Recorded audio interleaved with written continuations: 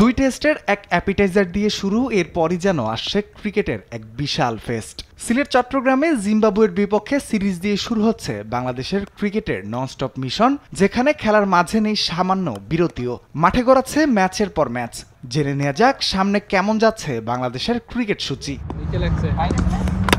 আগামী 2 বছরে বাংলাদেশের খেলার সূচিতে খালি পড়ার সময় নেই বললেই চলে। কেবল 2025 সালের ডিসেম্বর ও 2026 সালের জানুয়ারিতে খেলাবিহীন থাকবে বাংলাদেশ দল। বাকি সময়টাতে প্রতি মাসেই খেলার ঠাসা ব্যস্ততা।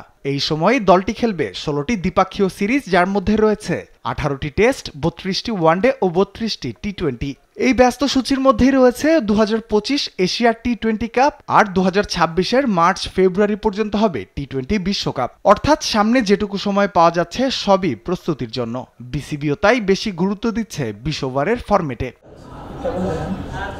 মে মাসেই পাকিস্তান সফরে 5টি টি-20 সিরিজ দিয়ে আরো জমে উঠবে এই ব্যস্ত সময়সূচি। এফটিপিতে নতুন ঢোকা আগামী জুলাইয়ে পাকিস্তানের বিপক্ষে হোম সিরিজটিও হবে 3টি টি-20 ম্যাচের। এরপর একে একে ভারত, অস্ট্রেলিয়া, ইংল্যান্ড, শ্রীলঙ্কার মতো হেভিওয়েট দলগুলো।